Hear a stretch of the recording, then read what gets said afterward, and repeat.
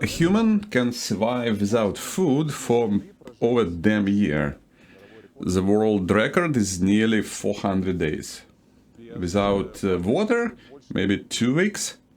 But when there's nothing to breathe, we are talking minutes. Minutes.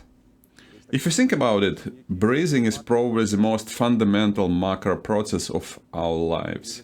We obsess over diets, we fuss about water quality, but how we breathe? We don't give a shit about that. Down in the lowland, you don't think twice about it, but climb up here and suddenly you realize life without oxygen is pretty freaking miserable. It's like a campfire with good airflow that sucker burns beautifully. Same thing happens inside our bodies.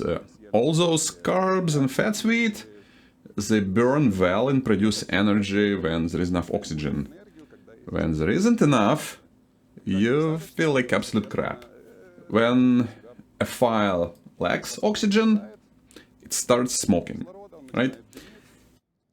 Similarly, inside us, the oxidation process goes to hell and shifts towards fermentation instead. That might be great for cancer cells, but it's pretty damn bad for the rest of us. So, there are tons of methods for improving breathing and absorbing more oxygen. Diamox is an excellent medicine that really helps. But as I say, you can get much further with Diamox and proper breathing than you can with Diamox alone. If you follow the air pathway, we inhale through nose or mouth. The nose is a primary mechanism because it has sinuses that filter air, balance humidity and temperature, and they make it better absorbed by the lungs. The lungs themselves are actually a massive organ. I looked it up. The surface area is practically a tennis court. I don't know how they exactly calculated it, but it reminds me about the joke about guys steamrolled on Main Street 27, 28, 29. Essentially, lungs are like a sack hanging in your chest between the ribcage and diaphragm.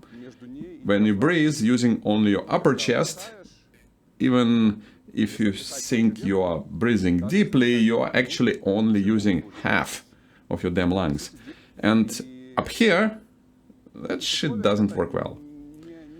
We've got 7 more days to survive, so we need to breathe mindfully and fully. Practically every yoga practice emphasizes breathing with your belly. Full chest and belly breathing. That's when everything works at nearly 100%. I actually do an exercise every morning specifically designed to remind my body to breathe into the belly.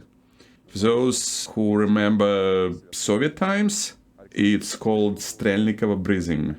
And let me show you how it works real quick. Each movement gets repeated 4 times. It's not just for breathing, it also moves lymph through the body and lubricates your joints. In the morning, it's basically meditation too.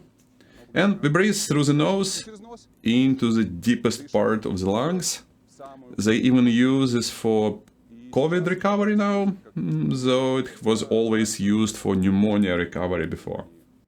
When you take a sharp inhale, all those adhesion and spikes in your lungs expand. So it's an exercise that helps maintain lung tone. It looks something like this. I could do each movement 4 times, but normally I do it 24 times repetitions. Each inhale is only through the nose. Sharp to blast the bottom of your lungs with oxygen, air, so they open up as much as possible. First exercise is for the neck. Then simple arm rotations.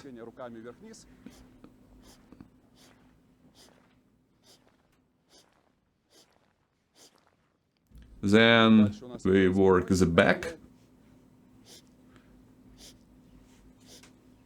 And the elbows work a bit too. Then backward. Then we move to the legs, usually from bottom up. 1, 2, 3, 4. The knees. And 4 light squats. So we've gone through all the joints and all this oxygen we've just inhaled. Holy shit, you feel something happen in your body. But this mainly reminds the body that breathing should be through the nose and with the full diaphragm. Then the oxygen enters the lungs and gets absorbed into the blood. There's this thing called the Bohr effect. Basically, oxygen enters the blood during inhalation, but it absorbed into the muscles during exhalation. When someone hyperventilates during a panic attack and breathes into paper bag, that's specifically to increase carbon dioxide in the body. Because the more CO2, the better oxygen is absorbed by the organs. And the worst damn thing you can do is breathe rapidly through your mouth into your chest. You'll have very little oxygen, very little carbon dioxide, and poor absorption. That's absolutely worst approach. And the best is when inhalation goes completely down here, with a small pause, so the oxygen can meet the carbon dioxide in the body and be better absorbed. Then exhalation follows with another small pause. The most famous breathing technique used by all rescuers, firefighters and military, the first thing they learn is called box breathing. At low elevation it's usually 4 by 4 by 4 by 4. Inhale for 4, hold for 4, exhale for 4. But I cannot do it here for 4. So, but yeah, you know, it works on 4. Just the elevation here. And when I'm walking normally and feel good, here I can do 3. But when going uphill here, that shit doesn't work anymore. But you still need to control yourself. So you can inhale for 2, hold for 2, exhale for 2, hold for 2. Synchronizing with your steps. You get into a rhythm, and suddenly going uphill isn't actually that bad. There's more to this because when we inhale, the heart responds with many reactions.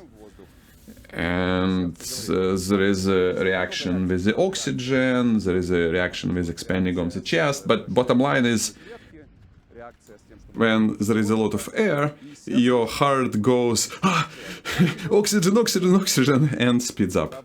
But when you exhale, the heart slows down. And here you can use it to relax. Inhale a bit faster, exhale a bit longer. The most famous pattern is called 4-7-8. Up here, it would be better in the evening if you want to sleep well. Probably more like 3-5-6. Inhale for 3, hold for 5, and slow exhale for 6.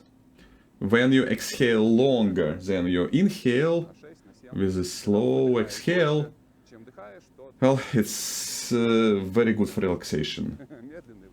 And you don't have to stick to the specific numbers, they're just guidelines. Adjust them to how you feel. And living is smart, aging is bad, and you can jump into the next video to do the full strelnikova breathing exercises with me right away. It will level up your energy, so see you there.